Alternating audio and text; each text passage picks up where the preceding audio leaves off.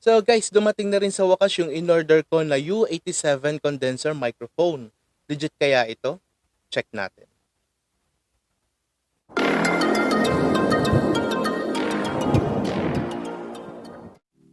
So ayun, hindi ako nakontento sa tunog ng aking BM800.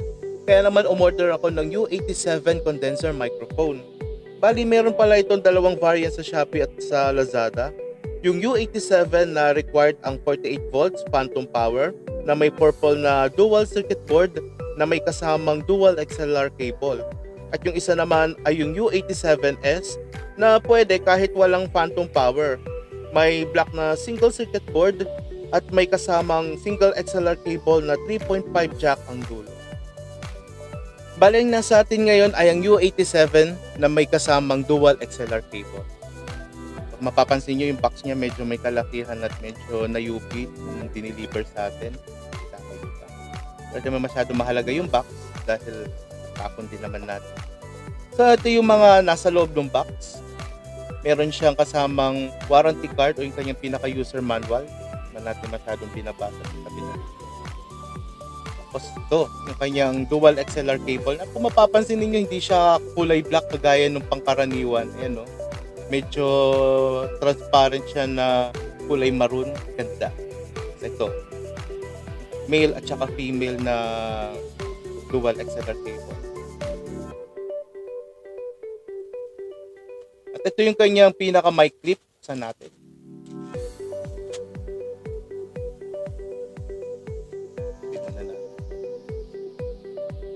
Mapapansin nyo yung ating mic clip medyo malaki.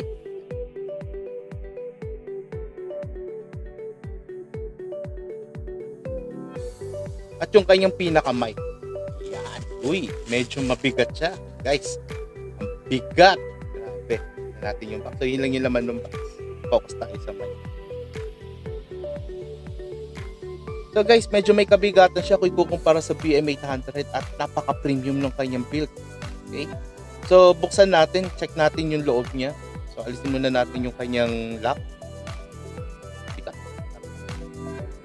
Okay. So, ayun guys, kung makikita ninyo, legit, meron siyang purple na dual circuit board. Yan. Ganyan naman. Hindi siya kagaya nung binuksan ko noon na BM800 na kapiranggot lang yung kanyang circuit board. So, sara na natin guys para masubukan na natin.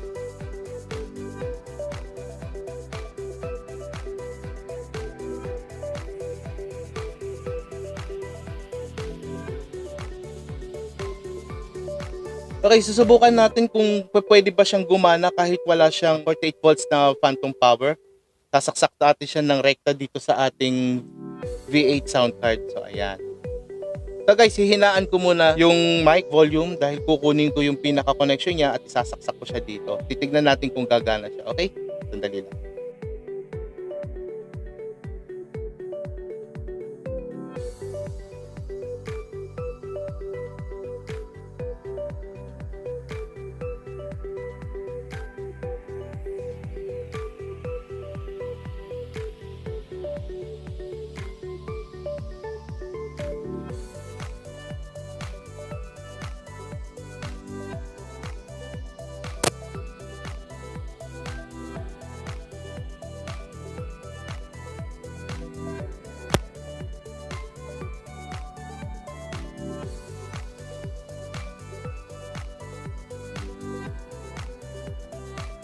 So, ayun guys, hindi siya gumana. Kailangan niya ng 48 volts na phantom power.